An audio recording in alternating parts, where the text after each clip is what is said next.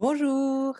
Dans cette vidéo, je vais vous expliquer comment est-ce que je récompense le cheval avec ma qualité d'être, avec mon état intérieur, plutôt qu'avec une friandise, par exemple. Dans la nature, il n'existe pas vraiment le système de récompense pour les chevaux. Pour eux, le meilleur moment dans leur vie, le moment où ils se sentent bien, c'est quand il se passe rien du tout, quand il y a un bon référent dans le troupeau, quand il y a du soleil, quand il y a un petit vent éventuellement, avec de l'herbe, qu'il y a assez à manger, qu'ils sont dans un endroit où ils savent qu'ils auront facilement accès à boire et des choses comme ça. Et dans ce moment-là, en fait, le cheval, il ressent comme vraiment un sentiment de plénitude, de sérénité, qui fait que sa vie, ben, elle est au top.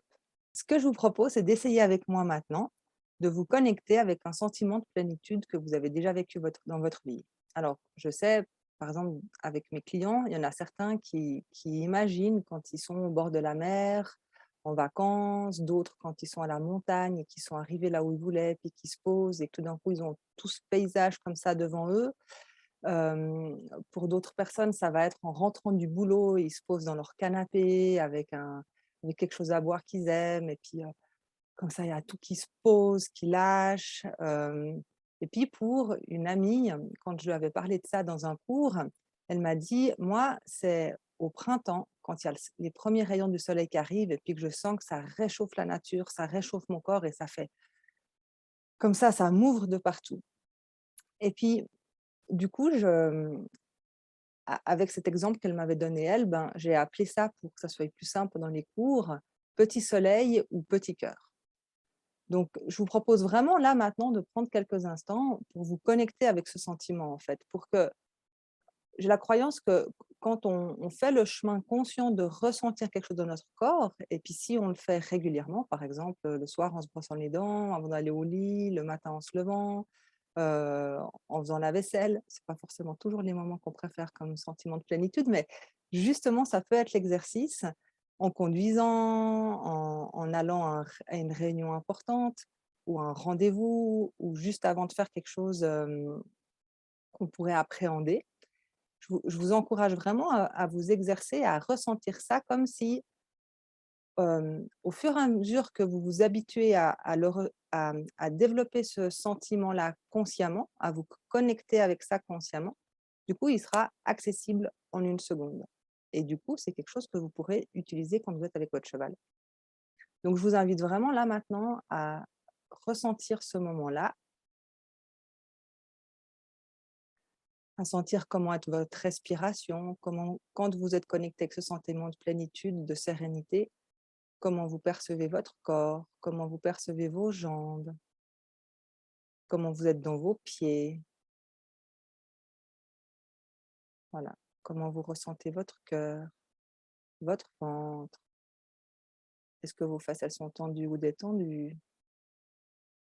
Et puis vraiment, vous détaillez toutes vos sensations comme si vous alliez faire un peu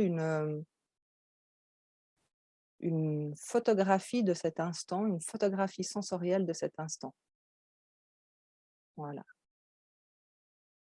Puis après, quand vous serez avec votre cheval, ce que je vous propose, c'est de vraiment, souvent, par exemple, on va utiliser des friandises ou alors on va le caresser pour lui dire que c'est bien. Et puis là, ce que je vous propose, c'est de plutôt que de faire ça, d'essayer d'imaginer, quand vous serez avec votre cheval, vous n'allez pas imaginer de faire, à chaque fois que vous lui demandez de faire quelque chose et puis qu'il répond positif à ce que vous lui avez demandé, de juste lui envoyer ce sentiment-là, de vous connecter avec ce sentiment-là, puis de faire confiance que votre cheval, il est capable de le ressentir. Et puis, dans un premier temps, bah, c'est quelque chose que vous pourrez faire, par exemple, pour vous préparer avant de faire un exercice. Ensuite, vous le faites à la fin de l'exercice. Et puis, au fur et à mesure, vous allez même pouvoir des fois le faire pendant l'exercice. C'est-à-dire que dès que vous voyez que votre cheval il est en train de comprendre un petit peu ce que vous demandez, ben, vous l'encouragez dans sa compréhension, simplement en, en vous mettant vous dans cet état-là. Moi, avec l'expérience, petit à petit, puis j'ai des clients aussi qui arrivent très bien maintenant, c'est plus ou moins un état de base dans lequel je suis quand je travaille en fait. Le fait de cultiver cet état tout au long du travail, ça permet vraiment au cheval de sentir que de travailler avec nous, c'est cool, c'est rassurant, c'est serein, que tout ira toujours bien parce qu'en fait, on est capable de tenir cet état-là, nous, indépendamment de ce qui se passe à l'extérieur. Et ça, c'est un point qui va être super important quand le cheval il va vivre des moments difficiles ou quand il va avoir des moments où il va avoir peur ou des choses qui vont le perturber, qui vont l'inquiéter. Parce qu'en fait, dans la nature, le cheval, on sait, hein, on en a déjà parlé, que c'est un animal de fuite et qui va réagir à la pression par la fuite. Mais on sait aussi que dans notre monde à nous, c'est pas OK qu'il fasse ça. Et le fait qu'il ait tellement souvent cette ressource à disposition dans le travail avec nous, si on lui met un cadre, mais qu'à l'instant où il lâche et qu'il respecte le cadre, tout de suite, on peut lui offrir un état qui est tellement confortable, qui est tellement serein, qui est un état de plénitude dans lequel il se sent tellement bien, ben, évidemment, ça va être naturel pour lui de pouvoir plutôt prendre ce chemin que de se dire que c'est lui qui doit tout gérer puis qui doit fuir ce qui lui fait peur. Ça ne veut pas dire qu'on ne devra pas mettre de cadre, mais ça veut dire que, par exemple, si je dois mettre un cadre à un cheval qui veut, hem, par exemple, sortir d'un endroit qui est un petit peu, exigu et puis qui veut me foncer dessus, bah, je vais lui mettre un cadre, mais à l'instant où je vois qu'il va essayer de respecter rien qu'un tout petit bout de ce cadre, tout de suite, je lui envoie ce sentiment. Bah, en fait, ça sera plus facile pour lui de de de quitter son état de fuite et de réactivité qu'il a parce que je leur ai déjà tellement donné du confort qu'en fait, il va se brancher sur ce confort chez moi, plutôt que d'être omnubilé par ce qui lui fait peur. Ce que cet état de plénitude et de sérénité va aussi permettre à notre cheval, ça sera de mieux habiter son corps. Je ne sais pas si vous avez déjà remarqué vos chevaux, puis si vous ne l'avez pas remarqué, je vous invite à l'observer. Il y a des chevaux, quand tout d'un coup, vous savez, tout d'un coup, il y a un bruit à quelque part et puis ils vont se mettre comme ça. Et puis, ou, enfin, imaginez, hein, OK? Je ne suis pas sûre que j'ai très bien fait le cheval. Ils vont se mettre dans un état où tout d'un coup, ils vont être hyper attirés par ce qui se passe. Et puis, dans le travail, j'essaie de faire observer à mes clients qu'il y a des chevaux qui restent dans leur corps en regardant. Ça veut dire que, par exemple, là, si j'entends un bruit derrière moi, je vais regarder comme ça, mais je ne sais pas si vous ressentez ou si vous voyez que je reste dans mon corps en même temps. Ou alors, des fois, je vais quitter mon corps. Et en fait, quand nous, on tient cet état de plénitude, de sérénité, de calme, ça va petit à petit permettre au cheval de plus être à l'intérieur de lui. Donc des chevaux qui sont bien à l'intérieur d'eux, qui habitent leur corps, qui ont une bonne présence entre leur arrière-main, leur avant-main, qui sont complètement fluides comme ça dans leur énergie, eh ben, ils auront plus naturellement tendance, sans même notre aide à nous, de regarder les choses en se disant: «Tiens, qu'est-ce qui se passe?» et puis ils restent bien centrés. Puis en général, c'est des chevaux avec qui il y a même pas besoin de travailler ça parce que ça se fait naturellement. Après, si on le travaille, on va pouvoir apporter encore plus de finesse, on va pouvoir aussi, entamer des exercices plus difficiles, mais avec une plus grande confiance et sécurité du cheval au moment où on les entame dans des choses. Par exemple, on va faire des choses inconnues qui ne vont pas les inquiéter. Donc ça, c'est pour les chevaux qui sont déjà à l'aise avec ça. Et puis j'en rencontre quand même beaucoup pour qui c'est pas quelque chose de si simple et qui sont plus dans le mode: «Quoi? Qu'est-ce qu'il y a? Qu'est-ce qui s'est passé?» et cetera et cetera. En général, je vois aussi les propriétaires faire pareil. «Oh, qu'est-ce qu'il a vu? Pourquoi il a eu peur?» Voilà, peut-être que vous vous reconnaissez, peut-être pas. Moi, je me reconnaissais des fois, en tout cas à l'époque, comme ça. Et du coup, quand nous, on sait qu'on est capable de tenir cette qualité-là, même quand il se passe ça pour le cheval, et ben, en fait, ce qui va se passer, c'est que c'est comme si le cheval nous, on est là et hop, le cheval, il nous quitte. Mais si on reste là, l'instant même où le cheval, il vient revisiter ici ce qui se passe, ben, en fait, on est là. Donc tout d'un coup, on est assez magnétique et puis il peut se poser sur nous. Si le cheval, il part là, puis que nous, on part avec, quand il revient, ah, il y a personne dans la relation. Donc il repart, d'accord? Et puis du coup, le fait de vraiment développer, d'avoir cette sensation qui est accessible pour nous en claquant des doigts.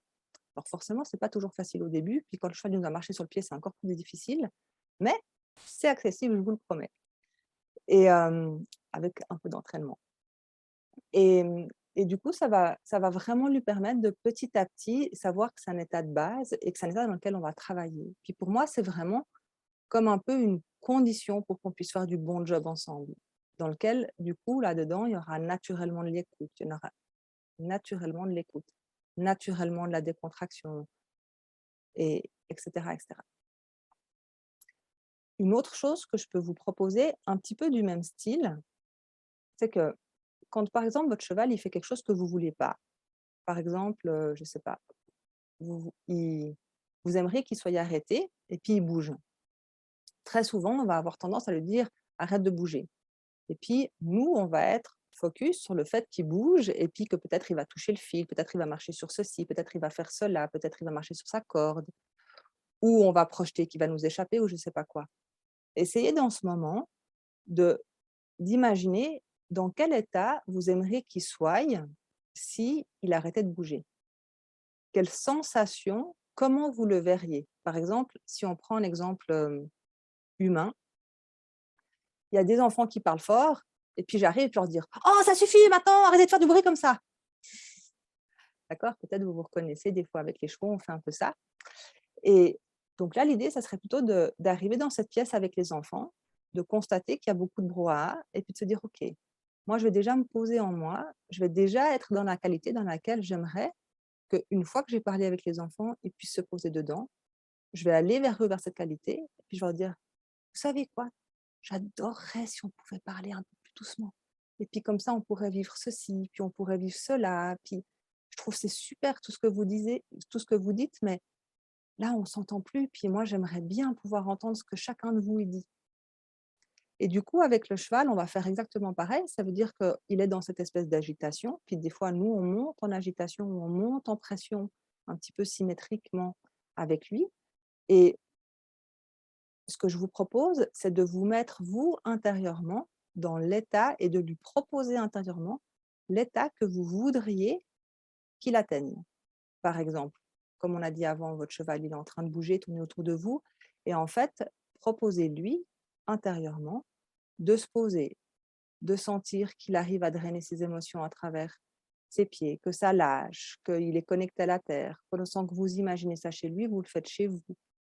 Vous imaginez que son cœur, il commence à battre plus lentement, qu'il peut prendre une grande respiration, qu'il peut se poser sur vous, qu'il peut vous faire confiance. Et puis, à chaque fois que vous avez l'impression qu'il a un mini déclic, genre qui dit: «Quoi? Tu m'as parlé? Tu m'as dit quelque chose?» Hop, vous faites les petits cœurs, les petits soleils. Vous envoyez cette validation comme cet état de plénitude qui dit: «Ouais, c'est exactement ça, tu es sur le bon chemin». Et par exemple, hem, et un autre exemple, ça va être si, vous êtes en promenade, que votre cheval, il va trop vite. Par exemple, il vous embarque, peut-être pas au galop pour l'instant parce que vous aurez de la peine à vous exercer avec ça, mais par exemple, vous êtes en trot et puis il n'arrête pas d'accélérer, vous devez toujours tirer pour qu'il ralentisse. Essayez d'imaginer dans quel rythme vous voudriez qu'il soit. Essayez de chanter ce rythme.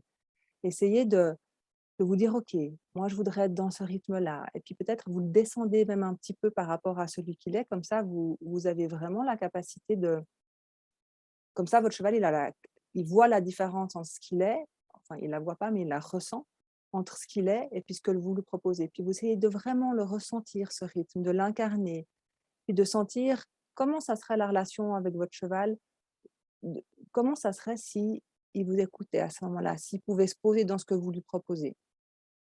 Et je vous dis ça parce que souvent, avec les chevaux, quand ils font pas ce qu'on veut, ils, on se met dans un petit état de tension comme ça, où on gère, où on des fois on monte fort en émotion aussi. Et puis, quand on monte pas en émotion, on n'est quand même pas tranquille, on reste quand même pas ouvert. Et puis, imaginez si vous êtes avec une amie, puis qu'elle est comme ça parce qu'elle est un peu tendue et puis qu'elle a un truc qui la tracasse ou je sais pas quoi, bah, vous allez pas vous sentir super bien avec, ça va pas vous donner envie de passer toute l'après-midi avec. Et donc, quand votre cheval, il est en train d'essayer de fuir quelque chose qui lui fait peur, si nous, on a cet petit état de pression en même temps, ben, c'est sûr que on n'est pas le plan qui lui fait plus envie de rester là, puis d'être avec nous.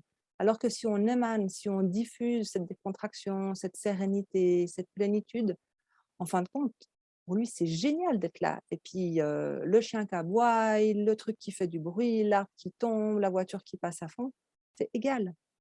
C'est tellement confortable d'être avec nous. Et puis, du coup, pour le cheval, ça va devenir tellement rassurant parce qu'il sait qu'avec nous, il peut le retrouver tout le temps on parce qu'on met cette qualité-là tout au long du travail. Si vous avez aimé ma vidéo, vous pouvez faire un petit like juste en dessous. Vous pouvez aussi vous abonner à ma chaîne pour être tenu au courant des prochaines vidéos. Et vous pouvez aussi me faire un commentaire et je me ferai un plaisir de vous lire. Ciao, ciao! À bientôt!